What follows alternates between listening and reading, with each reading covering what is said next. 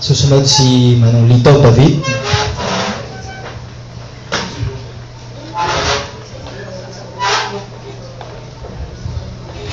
Magandang umaga po sa inyong lahat.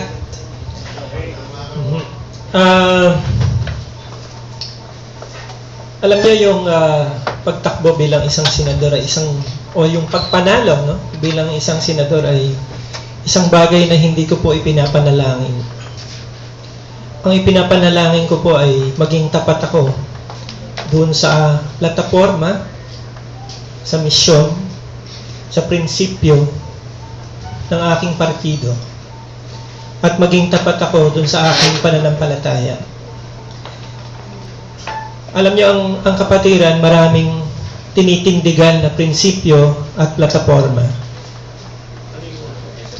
Yan naman po ay nakasulat at inyong mababasa. Covenanted po yun, no? Yung aming pagiging kandidato ng kapatiran, naka-covenant na po kami doon sa mga prinsipyo at plataforma na yon. At napakatindi po ng disiplina sa aming partido na kung kami lilihis doon sa mga ipinaglalaban ng aming partido, madali lang kaming tanggalin. Wala nang panag-uusapan pa, tanggal kagad. May mga ilang kandidato na kami nagkaganon na tumiwalag o lumipat ng ibang partido na hindi nagpapaalam. Tinanggal na lang namin, no? Para wala nang pag-uusapan pa. Maraming bagay ang ipapangako ng mga kandidato. Yung sa amin po, hindi pangako, kundi katiyakan. Ngayon, nasabi ko na nga po kanina, nakasulat naman ang lahat ng yan. Ang importante po ngayon at ang aking kinakatakutan ay ito. That a dictatorship exists right now in the Philippines is a fact. May diktadorya na nag-exist ngayon sa ating lipunan, sa ating pamahalaan. Maaaring hindi pa natin siya napapansin ng masyado dahil dahan-dahan na nangyayari. Noong pong itinatag ang nagkaroon ng martial law noong 1970s, hindi naman bigla-bigla yun. May preparasyon na nangyari bago ibinagsak noong 1972. At yan po ay nangyayari ngayon. Malinaw na, dahan-dahan. Kung walang ibang partido na lalaban sa tendensiya ng ating Pangulong Aquino, kasama yung kanyang mga cohorts, na magtatag ng bagong diktadorya sa ating lipunan, babalik tayo doon sa ating pinanggalingan noong 1970s. Malinaw naman. Ang Supreme Court, winasak ng ating Pangulo ang Kongreso. Nabili niya na lahat yan, no? Do you know that the President has 300 billion in pork barrel right now for the current year's budget? 300 billion, and no one dares to talk about it. That they can insist on spending 45 billion for the conditional cash transfer during an election year. Nobody wants to talk about it.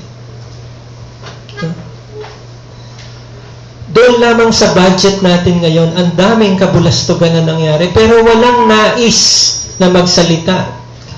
Lumaki na ang pork barrel ng mga congressmen. Hindi na siya 70, mas malaki na siya. Nasa 120 na siya, pero walang gusto magsalita. Ang mga senador, ang dating 200 million, 300 na, walang gusto magsalita. Binili niya na po ang Kongreso. Ang hindi na lang niya nabibili at patuloy na lumalaban ay ang simbahang Katolika. Dahil marami doon sa maliliit na simbahan ng mga Protestante, Evangelicals, Pentecostals, nabili na rin po yun. Nakita natin ito nitong nagbotohan sa reproductive health law. Malinaw na malinaw.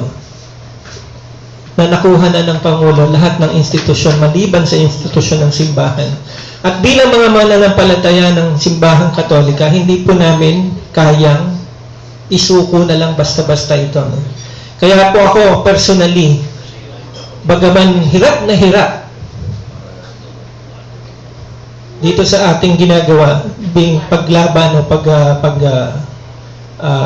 tataguyod ng ating mga prinsipyo at mga plataforma, tuloy pa rin po dahil ayoko na pong makita